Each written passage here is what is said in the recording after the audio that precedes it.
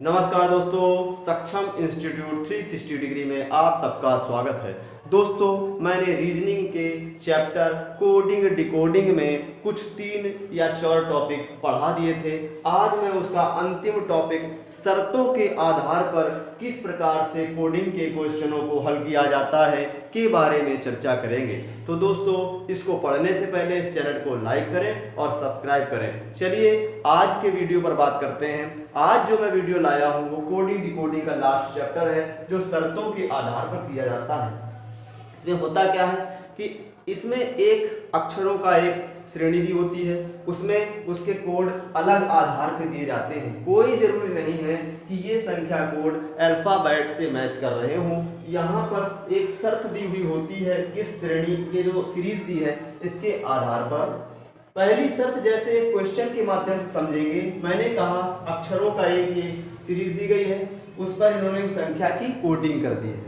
P की value कुछ भी होगी अल्फाबेट सीरीज में, पर यहाँ इन्होंने 2 कहा है, A को 5 कहा है, J को 8 कहा है, I को 6, M को 1, E को 3, R को 9, U को 4 एंड K को 7 कहा गया है। इसके बाद एक शर्त रखी गई है, क्या पहले कहा गया यदि पहला अक्षर व्यंजन, क्वेश्चन दिए गए थे इनके आधार पर देखना, यदि पहला अक्षर व्यंजन और अंतिम अक्षर स्वर है तो दोनों को स्टार के रूप में कोड किया जाएगा। ये स्टार दिया गया।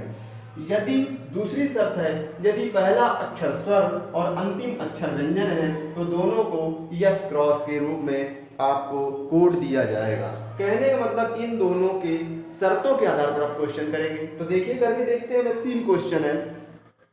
पहला क्वेश्चन क्या कह रहा है, R K P I J A, ये वैल्यू रख दी गई। R K P I J A और कहा गया इसका कोड क्या होगा। तो अब हम शर्त में चलते हैं। पहला अक्षर व्यंजन और अंतिम अक्षर स्वर है तो दोनों को स्टार। यहाँ पर पहला व्यंजन अंतिम स्वर है तो इन दोनों क्या कहेंगे, स्टार करेंगे।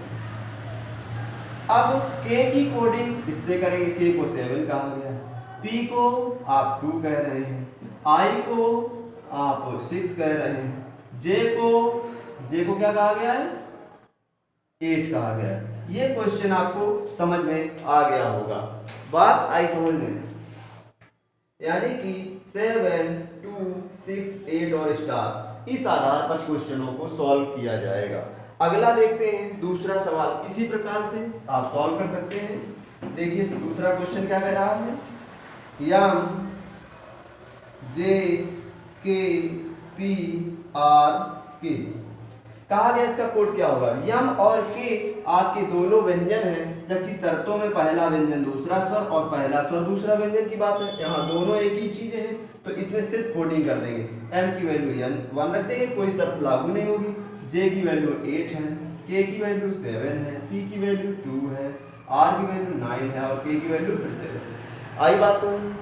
अगला आपका दिया गया है, ये दूसरा था।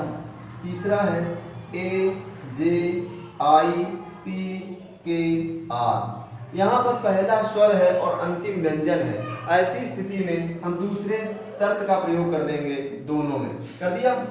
अब कोड कर देंगे। J की जगह क्या लिखा हुआ है, 8, I की जगह क्या लिखा हुआ है, 6, P की जगह क्या लिखा हुआ है, 2 एंड K की जगह क्या लिखा हुआ है, 7। ये आपका कोडिंग का सवाल क्वेश्चन सॉल्व हो गया है। मैंने देखा शर्तों में किस तरह से सवालों को हल करते हैं, ऐसे ही आपको क्वेश्चन एग्जाम्स में आ सकता है। एक सीरीज दी होगी, इसमें कोड दिए होंगे, 2 शर्तें होंगी, उन शर्तों के आधार पे आप क्वेश्चनों को करना होगा। तो दोस्तों, आज मैंने जो SSC GD है उसमें एग्जाम्स में आ सकता है, उस चैप्टर को मैंने डिस्कस किया है। अब अगले वीडियो में मैं दूसरा चैप्टर लेकर के आऊँगा। तब तक के लिए दोस्तों नमस्कार।